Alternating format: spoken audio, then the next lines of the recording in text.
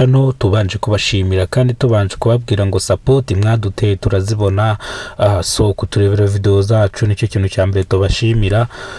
So mbanje kubasuhuza mbabwira ngo mwarakoze kandi mukomeze mukore cyane kugira ngo tugire aho tuva naho tugera.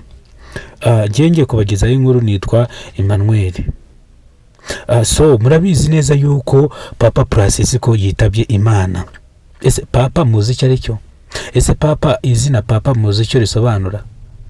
Ariko naryo turaza kuri basobanurira. Izina Papa risobanura umuntu ukuriye insengero aho ziva zikagera za Gatolika. Umuntu uzi kiliziya za Gatolika. Izino nsengero nyine tujya gusengeramo buri cyumweru. Izina Papa ni umuntu uba ukuriye ziriya nsengero zose, ushobora gutanga cyangwa ushobora kuvuga ikintu kikahita gikorwa ku kanya. Papa Francisco niwe muntu utajya uvugirwamo. Papa Francisco niwe ufata icyemezo cy'urusengero. Papa Francisco nicyo izina Papa Francisco nicyo risobanuye. Abantu mutari muzi izina Papa nicyo risobanuye. Inkuru mbi, inkuru y'incamugongo, inkuru ikomeje kubabaza abantu benshi. Papa Francisco yitabye Imana ku itariki 20 z'ukwa kane 2025. Papa Francisco yitabye Imana. Ariko rwose nanjye nk'umuntu ukora ikiganiro, Imana imwakire mu bayo, Imana imuhe eruko ridashira, tuzahora tumwibuka. Ni umugabo mwiza cyane, ni umugabo mbega waciye agahigo. Yaciye agahigo gute? Mukurikirane mwumve. Papa Francisco ni umuntu wakiriye abatinganyi, arabemerera abaha umugisha. Aravuga ngo nimba mukundana murakundana, n'ubundi Imana iravuga ngo twese dukundane. Papa Francisco rero niwe ukora buri kimwe. So twinjire mu kiganiro cyacu rero. Papa Francisco yitabye Imana, kandi Papa Francisco mwibuke yuko Perezida wa Repubulika y'u Rwanda yagiye kumusura we na Jeannette Kagame. Yagiriye uruzinduko hariya Vatikani, basha gusuhuzanya na Papa, barifotozanya mu video ya hato na hato. Mbega bagiranye umunsi mwiza niko navuga. Ariko ku inshuro Papa ntakiriho. Ku inshuro Papa yitabye Imana, ubu ngubu ari mu ijuru.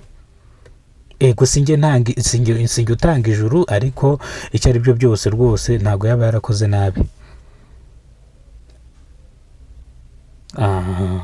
Dukomeze tuvuga kuri Papa Francisco. Papa Francisco niwe muntu wahinduye imitima y'abantu benshi. Papa Francisco niwe wavuze ngo kunywa inzoga ntabwo ari icyaha, ahubwo icyaha nicyo inzoga igukoresheje. Waba unywa itabi, waba unywa inzoga, waba unywa akajuisi, wemeye kuza gusengera muri Kiliziya Gatolika, wemeye gusengera muri Kiliziya Gatolika. Papa Francisco nawe ashyizeho rino shengesho ngiye kubabwira. Data wa twese uri mu ijuru, izina ryawe ryubahwe, ingoma yagere hose, ushaka gikorwa mu isi gikorwa mu ijuru. Ifunguro dutunze riduhe none, tubacungeje mutawacumuyeho, nudutare mu bitwoshya, ahubwo dukize icyago. Iri sengesho Papa Francisco yarishyizeho, ndetse ibyo twese twizera nk'abakristo. Kandi koko nibyo, ngicyo ushaka gikorwa mu isi gikorwa mu ijuru. Ifunguro ridutunze uriduhe none. Papa Francisco, Imana imwakire mu bayo. Papa Francisco rero ni umuntu wakoze cyane kugira ngo agere kubona umwanya kugira ngo abe Papa. Yarabiharaniye, yarabikoreye. Papa Francisco yego ntiyarashaje cyane, ariko ntabwo yaragakwiye kuducika gutya. Turababaye, abaturage ba Vatikani bababaye, abaturage twese twababaye, abantu twese dusengera muri Kiliziya Gatolika twababaye.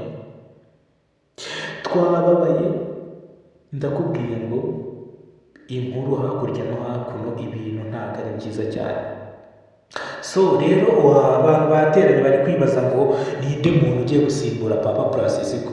Papa Francisco ngiye mfite amakuru yuko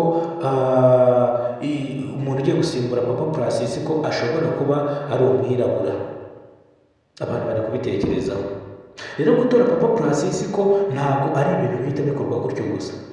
Papa Francisco kugira ngo atorwe, inteko iricara bagahitamo abasore bagakuno ibi bintu byo mu itsinda bajya bagaca utuntu tw'udupapuro, baratora ugize amajwi menshi niwe bagira papa, ugize amajwi menshi niwe bagira papa. Rero nuko ukuntu batora abapapa, nta kundi kuntu babatora. So rero ikintu mbasaba mukore subscribe and share. Izi ni inkuru zizajya zibageraho kwa tanu tuba twabakoreye ibyegeranyo twigereyeyo amakuru tuyabaha agishyushye. So njyewe nitwaga Emmy, hari mugenzi wanjye mu kanya araza kubashyiriraho amakuru y'ibyiriwe hano hanze hakurya no hakuno. Mu kanya araza kubashyiriraho ibitandukanye, ibiganiro byo hanze ndetse no hanze y'ibihugu ndetse n'ibyiriwe ino wacu mu Rwanda. Ikintu mbasaba mukore subscribe, mujye mudutera inkunga, muduhe support kugira ngo nyaboneka tujye tubakorera ibiganiro.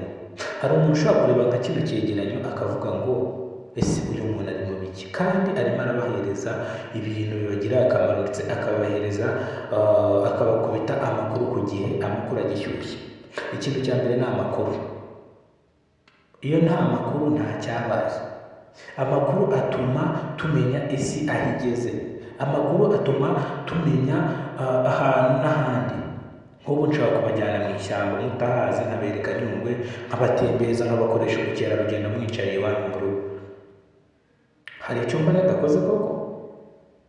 Mukore subscribe and share. Nureba ino video ngo ujye udakoze subscribe, turabakunda kandi tubafite ikindi gice cya kabiri cya Papa Francisco ndetse nashyingurwa tuzabibabwira ko Papa yasabye yuko atazashyingurwa i Vatikani aho bashyingura abandi bapapa.